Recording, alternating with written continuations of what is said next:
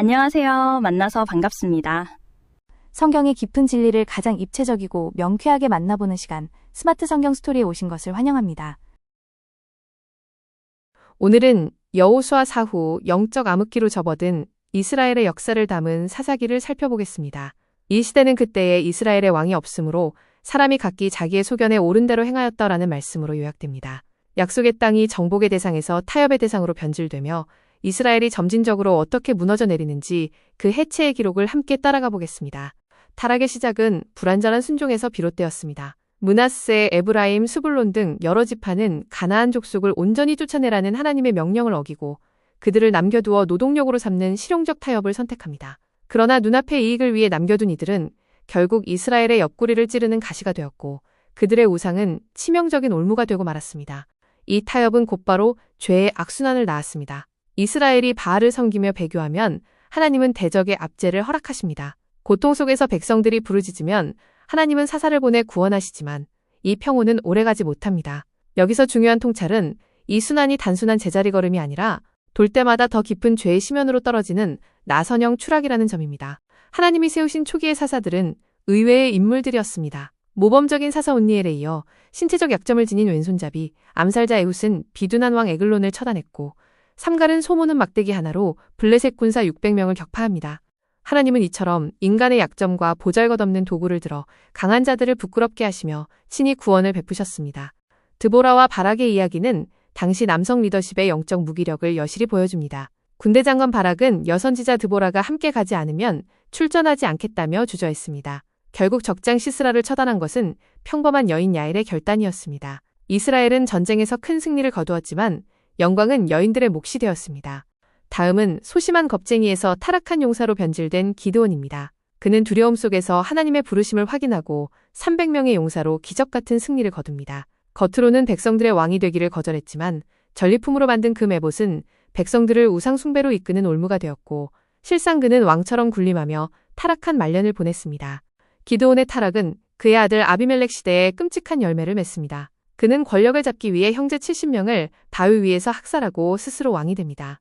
요담의 우화에 등장하는 가시나무처럼 아무 유익 없이 지배와 위험만 일삼던 그는 결국 한 여인이 던진 맷돌에 두개골이 깨지며 비참한 죽음을 맞이합니다. 하나님 없는 탐욕적 리더십이 가져온 파멸이었습니다.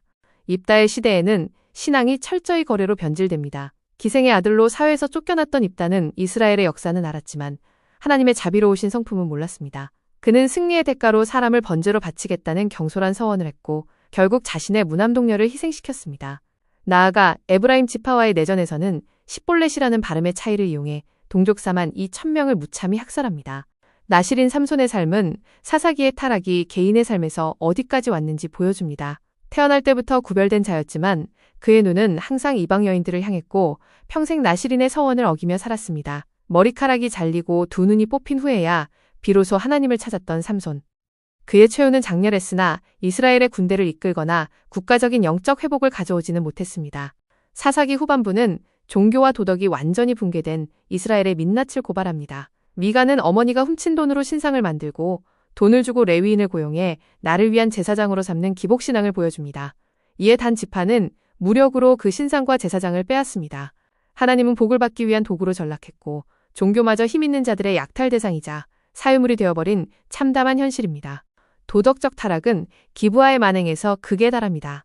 베냐민 지파 기브아의 불량배들이 나그네를 상관하겠다며 폭력을 행사하고 결국 레위인의 첩을 밤새 능욕하여 죽음에 이르게 합니다. 충격을 받은 레위인은 시신을 12덩이로 잘라 각 지파에 보냅니다. 이스라엘은 멸망한 소돔과 다를 바 없는 그들이 쫓아내야 했던 가나안 족속보다 훨씬 더 타락한 모습을 보였습니다.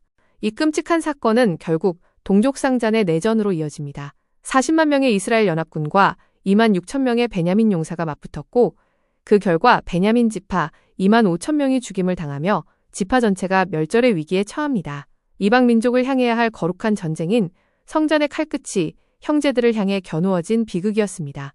내전의 결과에 당황한 이스라엘은 지파의 소멸을 막기 위해 또 다른 뒤틀린 죄악을 저지릅니다. 야베스 길랏 주민들을 학살하여 처녀 400명을 강제로 결혼시키고 부족한 숫자를 채우기 위해 실로의 명절에 춤추는 딸들을 납치하도록 허용합니다.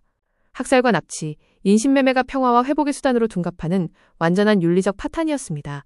지금까지 살펴본 사사들의 역사를 그래프로 보면 타락의 가속도를 분명히 알 수 있습니다. 사사 온니엘 시대의 평온에서 시작해 우상숭배, 인신제사와 동족학살, 규례 파괴, 그리고 윤리적 사회적 붕괴로 걷잡을 수 없이 추락합니다. 하나님은 이 반역 속에서도 여전히 구원을 베푸셨으나 이스라엘은 구원받은 직후 더 깊은 죄악으로 떨어졌습니다. 사사기의 마지막은 다시 이 무거운 문장으로 끝을 맺습니다. 그때 이스라엘의 왕이 없으므로 사람이 각기 자기의 소견에 옳은 대로 행하였더라. 사사기는 인간 구원자의 뼈저린 한계와 인간 내면의 깊은 타락을 처절하게 고발합니다. 이 영적 암흑기는 결국 진정한 왕이신 하나님의 통치가 회복될 때에만 끝날 수 있음을 역설하며 마무리됩니다. 영상을 시청해주셔서 감사합니다. 시청해주셔서 감사합니다. 이 영상이 마음에 드셨다면 좋아요, 구독, 그리고 알림 설정 부탁드립니다.